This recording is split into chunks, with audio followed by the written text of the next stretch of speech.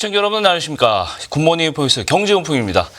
엔비디아의 주가가 주당 950달러 선에 바짝 다가서가면서 50일 이동평균선을 돌파했습니다. 골든크로스가 발생한 건데요. 이건 뭐 단기적으로 주가 상승 여력이 커졌다 이런 의미죠.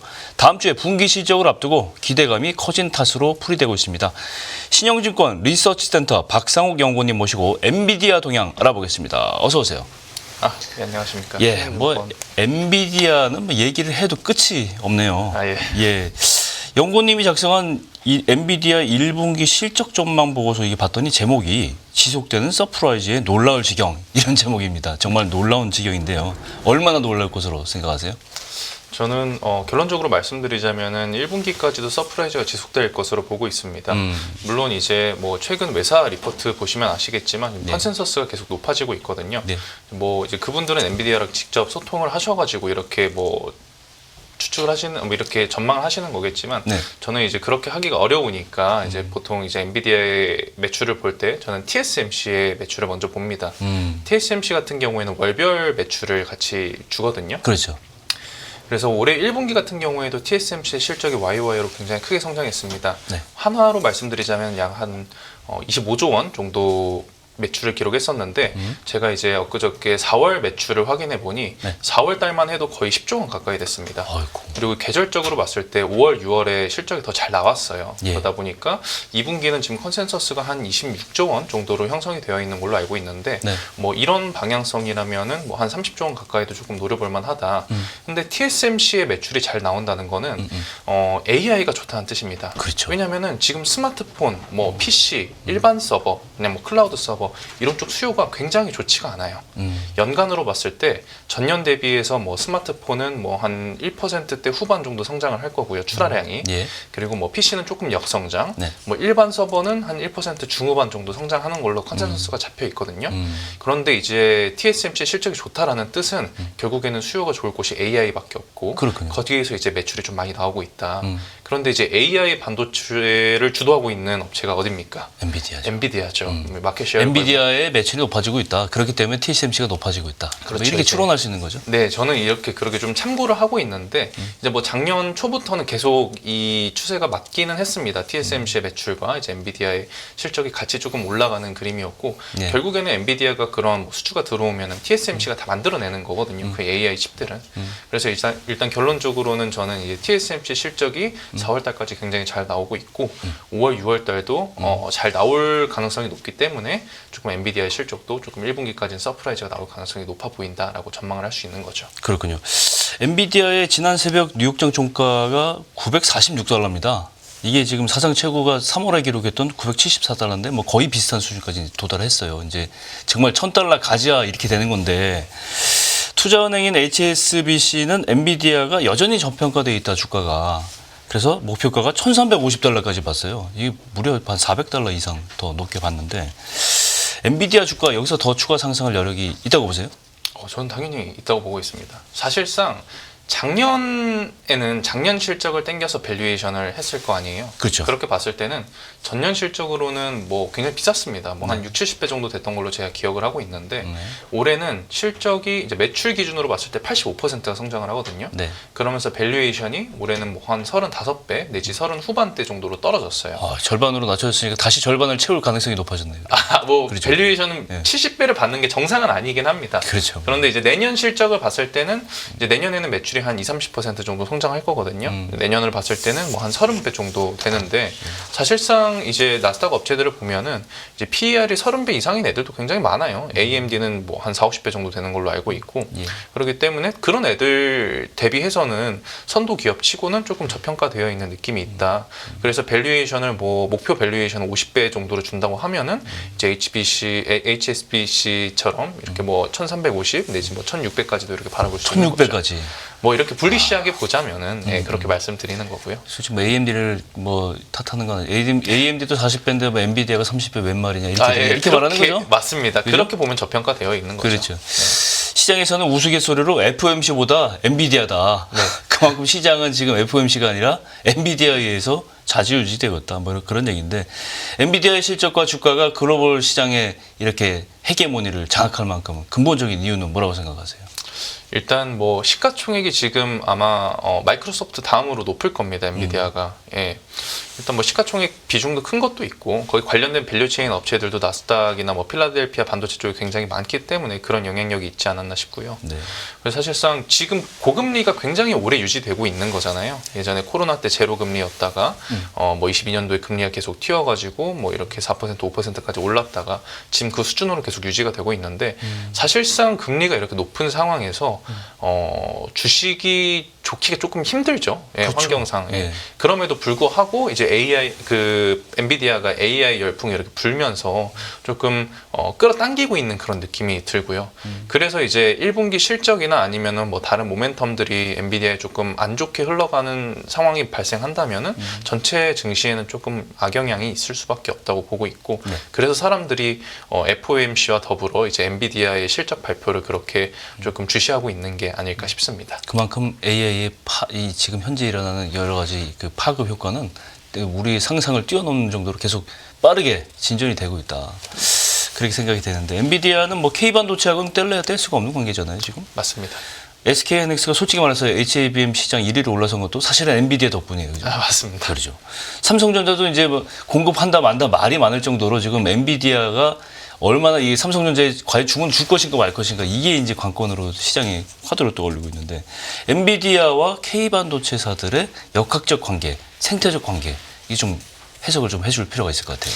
네, 일단 뭐 뗄래야 뗄 수 없는 관계죠. 일단 국내 같은 경우에 코스피 시가총액이 아마 2천조 대 초반 정도일 겁니다. 네. 그런데 이제 삼성전자가 뭐 500 초반 정도 되고 하이닉스가 한 135조 정도 되는 걸로 알고 있거든요. 네. 그러니까 코스피의 30% 이상이 반도체예요.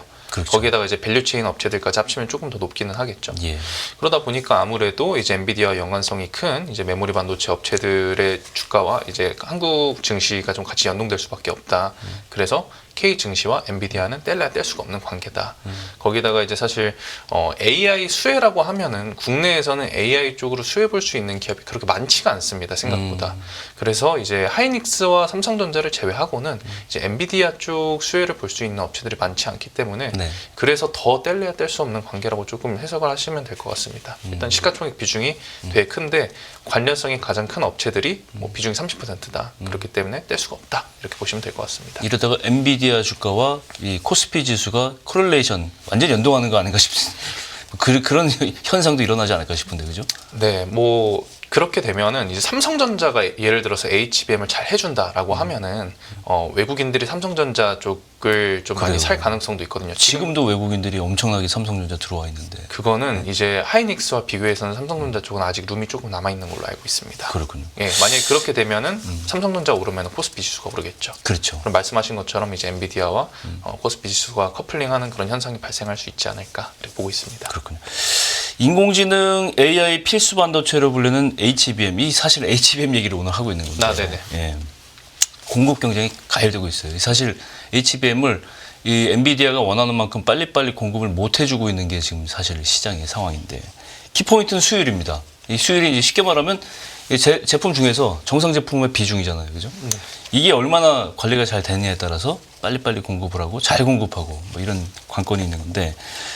문제는 과거의 메모리 반도체에 비해서 수율이 굉장히 관리하기가 어려워졌다 이런 얘기 나와요. 왜냐하면 이제 HBM이 더 잘 아시겠지만 쌓는 적층수가 높기 때문에 고난이도 기술이 들어가기 때문에 불량률이 높다. 과거 메모리 반도체보다. 그래서 수율을 지키기가 어렵다 이런 얘기가 나오는 건데. 그래서 이제 SK 하이닉스는 물론이고 삼성전자도 이 수율 잡기에 총력전을 기울이겠다 이렇게 공포한 상태예요. 두 회사는 어떤 전략을 관련해서 쓰고 있습니까? 좀? 일단 말씀하신 것처럼 수율 잡기 굉장히 어렵죠. 이게 뭐 8단, 이제 앞으로는 12단, 이제 앞으로는 16단까지 쌓아 올린다고 하니까 이게 예를 들어 수율이 한 칩당 1%만 어긋나도 8단이면은 전체 수율이 한 6, 7%가 떨어지고요. 네. 그래서 예를 들어 뭐 95% 수율이다, 칩 하나당. 그러면 이제 30%, 35%가 떨어지는 거죠. 그렇죠. 예, 뭐 12단이면 10%씩 떨어지거든요. 그렇죠. 그래서 굉장히 잡기 어려운데 이제 일단 뭐 마이크론과 삼성은 TC-NCF라는 본딩 방식을 쓰고 있고요. 그 하이닉스 같은 경우에는 MR-머프라는 방식을 쓰고 있습니다. 쌓는 기술이. 예, 쌓는 기술이 달라요. 그래서 이제 뭐 시장에서는 MR-머프 쪽이 스루풋, 이제 생산성이나 이제 수율 수율도 굉장히 좋다. 그러니까 그래서 이제 하이닉스 같은 경우에는 시장에서는 보통 HBM 수율이 한 60에서 70% 정도로 나오고 있는 것으로 30-40%는 불량품이에요? 예, 30-40%는 잘 나오는 하이닉스도 30-40%는 버립니다. 예. 그리고 이제 뭐 삼성전자나 마이크론 같은 경우에는 수율이 30-40% 정도 된다라고 조금 알려져 있죠. 그 정도로 어렵습니까? 예, 그 제가 알기로 정도로. 과거 메모리 반도체 수율 같은 경우는 이거보다는 절반도 안 되는 것 같은데. 과거 메모리 불량률이요, 반도체는 그죠? 거의 이제 90 후반 정도 그렇죠, 였었죠. 예. 그거에 비해서는 진짜 HBM 적층이 굉장히 어려운 기술이네요. 그럼. 네, 그렇다 보시면 될 것 같습니다. 그렇군요. 이게 그 구멍이 이제 메인 구멍만 1024개가 들어가고 그 주변에 뭐 거의 한 1000개 가까이 구멍이 더 있는 걸로 알고 있는데 이거를 8단 12단 쌓으면서 그 구멍을 다 맞춰야 돼요. 얼라인을 다 해야 돼요. 근데 그 구멍이 저희 눈에 안 보일 정도로 머리카락 굵기보다 뭐 얇은 그런 구멍이라고 하니까 그거를 8층, 12층 쌓기가 굉장히 어려운 거죠. 구멍이 뭐 한두 개라도 막히면 이게 불량품이 되어버리는 거니까요. 쉽게 말해서 12개 층의 구멍을 다 맞추려는 얼라이먼트 기술이 사실 이 적층의 핵심이라고 봐야 되겠네요. 네, 뭐 그렇게 수율을 보시면 맞추는 될것 같습니다. 핵심. 네네네. 이게 참 거의 HBM 만들기 이렇게 어려우니까 세계적으로 이제 경쟁이 치열하고 하이테크 기업들이 이제 그 순서가 이거에 따라서 이제 선두 이게 순위가 매겨질 정도인데 쉽게 말하면 뭐 이 수율을 지키기 위해서 SK하이닉스도 이제 전력을 다해야 되는데 그래서 그럴까요? 뭐 SK하이닉스는 TSMC하고 이 차세대 HBM 양산 계획을 공유하겠다, 협력하겠다 이렇게 보니까 뭐 자세히 이해는 안 되지만 쉽게 말하면 전통적인 전공정 방식은 TSMC가 하는데 뭐 웨이퍼 테스트 같은 후공정은 SK 하이닉스가 더 잘하기 때문에 아마 협력이 됐을 것 같은데 네. 이 부분은 SK 하이닉스가 하고 이렇게 되면 어떤 시너지가 있을까요? 좀? 아, 그게 조금 더 자세히 말씀드리자면은 HBM이 베이스 다이라고 다이가 하나 있고 그 위에 8개, 그 위에 12개를 쌓는 거예요. 이 다이에서 이제 컨트롤러라고 보시면 될 것 같아요. 예. 얘를 위쪽을 컨트롤 해주는 그리고 아래쪽과 같이 연결을 해주는 그런 다이가 있는데 그 PCR 같은 그런 개념인가요? 아니요. 뭐 낸드 컨트롤러 같은 거라고 생각하시면 될 것 같아요. 예. 근데 이제 이거를 이 다이 하나를 이제 TSMC에서 만들고 이 위에 8개, 12개 쌓는 거는 하이닉스가 할 거다. TSMC가 만들어서 오면은 이거를 붙여가지고 테스트하고 하는 거는 이제 하이닉스가 할 거다라고 이렇게 발표를 한 거고요. 네. 근데 이게 이 컨트롤러에 따라서 이렇게 성능이 좌지우지 되는 거거든요. 뭐 맥시멈이나 미니멈이나 이런 식으로 컨트롤러에서 조절을 할 수가 있어요. 네. 근데 이제 뭐 AMD 같은 경우에는 예를 들어서 이거는 뭐 그냥 팩트가 아니라 예를 들어 드리는 겁니다. 네. 뭐 AMD는 뭐 A사는 뭐 우리는 뭐 맥시멈으로 쓰고 싶진 않아. 대신에 이제 뭐 성능을 조금 낮춰가지고 뭐 한 5, 6년 쓰고 싶어. 뭐 B사는 우리는 맥시멈으로 성능을 올려가지고 오버클릭 해가지고 이제 뭐 한 3, 4년만 써도 돼. 약간 이런 식으로 다를 거 아니에요. 주문을 하겠죠. 그쵸. 이제 그거를 이제 TSMC가 커스터마이징을 하려고 예, 그런 요청이 계속 엔비디아 쪽으로 들어왔기 때문에 예. 이제 요거를 이제 커스터마이징을 하자. 요 컨트롤러를. 그래서 이제 TSMC가 아마 한 HBM4부터는 7나노 공정에서 이 베이스 다이를 만들 것 같습니다. 그렇게 되면 SKNX도 여기에 따라서는 상당히 뭐 여기에 맞춰 가야 되는 거잖아요. 그렇죠. 어느 정도 그게 따라갈 수 있는 그 여력이 되거나 뭐 이런 거는 문제가 안 되나요? 그런 거는 뭐 크게 문제가 생긴다는 얘기는 못 들어본 것 같고요. 오히려 하이닉스한테 좋은 점은 지금 너도 나도 다 HBM 캐파가 부족해서 막 증설을 하고 있잖아요. 그렇죠. 그런데 이제 그냥 뭐 단순 계산을 했을 때 이 8단을 만들려면은 총 9개의 칩이 들어가는 거잖아요. 베이스 다이 하나, 그렇죠. 위에 8개. 베이스 근데 다이 이걸 같이 하나 쳐서. 만들 필요가 없으니까 이걸로 이제 HBM 칩을 만들 수 있지 않을까. 그러면은 캐파가 뭐 한 10% 정도 더 늘어나는 효과가 좀 있을 수는 있겠죠. 그런 식으로 하이닉스한테는 캐파 여력이 조금 늘어나는 효과가 있을 거다라고 저는 보고 있습니다. 근데 조금 이거는 그냥 제가 궁금해서 그러는데 SK 하이닉스가 지금 그러면 엔비디아에 공급하는 HBM은 따로 있고 TSMC하고 합작해서 하는 거 TSMC 쪽으로 주문이 들어와서 하는 것도 사실은 그러면 주문의 양에 포함이 되겠네요. 그렇게 되면? 아, 네, 그렇습니다. 지금도 사실 HBM이 만들어지면은 네. TSMC로 보내집니다. 아, TSMC에서 그렇군요. 합체를 시키는 거예요. 아, 네, 조립을 시키는 겁니다. 바로 엔비디아 가는 게 아니군요. 예, 바로 엔비디아 가는 게 아닙니다. 엔비디아는 생산 시설이 없어요. 그렇죠. 걔들은 다 그냥 코딩만 저희는 하는 완제품을 거거든요. 이제 SK에서 만들어서 이제 가는 거 아닌가 이렇게. 아닙니다, 그런 건 아닙니다. 아니에요. 예, 오히려 SK 하이닉스에서 대만으로 보내요. 그럼 이제 TSMC에서 우리가 이제 코어스라고 이제 그 중간에 2.5D 인터포저도 만들고 이제 GPU도 우리들이 만드니까 너네들이 메모리만 보내주면은 이 위에 얹혀가지고 붙여서 우리들이 엔비디아로 보낼게. 그러니까 지금 이러고 있는 상황이고요. 그렇군요. 계속 우리가 얘기하고 있지만 이 HBM 시장이 굉장히 빠르게 이 공급을 양을 확대한다는 건 그만큼 수요가 엄청나게 늘고 있다는 건데 SK 하이닉스와 또 그렇지만은 마이크론, 미국 마이크론도 올해 HBM 재고를 이미 다 판매를 끝냈고 미리 선주문 받아서 끝났다는 얘기잖아요. 근데 2025년 내년 생산분까지 예정 생산분까지도 이미 판매 예약이 끝나버렸다. 이렇게 발표를 했어요. 이게 얼마나 대단한 겁니까? 그래서 SK하이닉스 같은 경우는 이 수요 급증에 대비해서 미국에다가도 그렇고 용인에다가도 반도체 생산 시설을 더 확충을 늘리겠다 이렇게 계획을 발표했는데 한국 업체들의 HBM 생산 확충 계획 어떻게 진행되고 있습니까?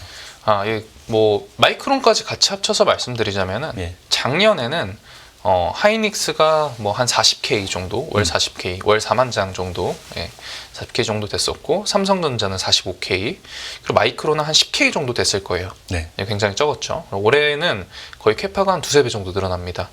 삼성전자 같은 경우에는 삼성전자랑 하이닉스 둘 다 한 130K 정도까지 늘릴 것 같고요. 예. 40에서 130K까지 거의 3배 가까이 늘리는 거고 마이크론은 한 20K 정도로 잡혀 있기는 합니다.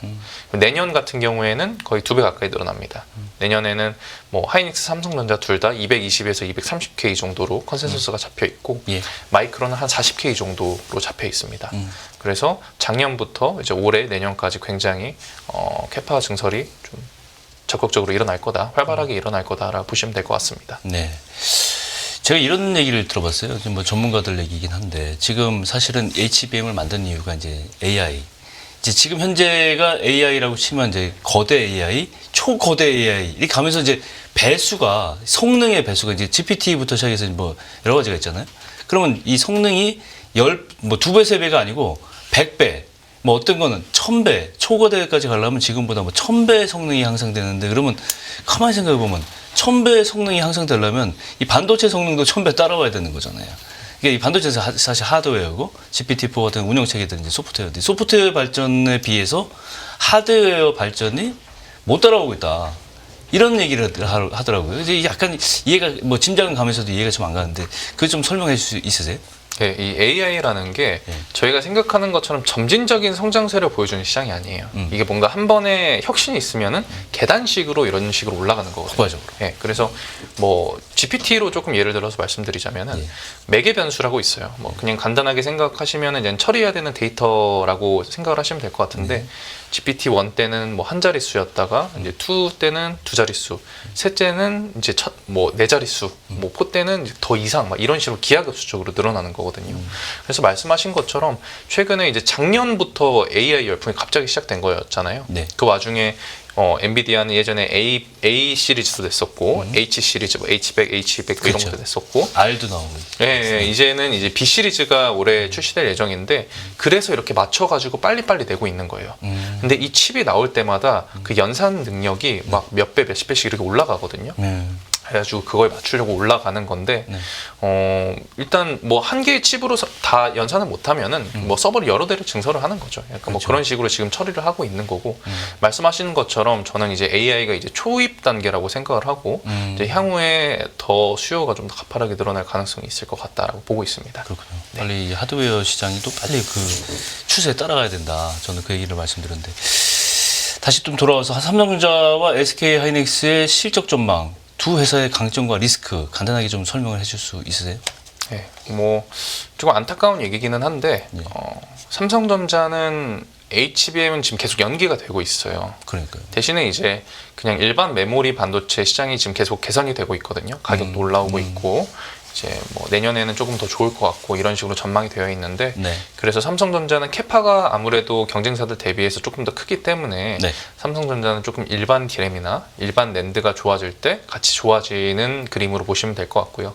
SK 하이닉스 같은 경우에는 HBM 쪽으로 지금 굉장히 투자를 많이 하고 있고 캐파도 많이 할당을 하고 있기 때문에 SK 하이닉스는 AI 반도체 이런 컨셉으로 좀 같이 묶어서 보시면 좋을 것 같습니다. 삼성전자 섭섭해야겠어요.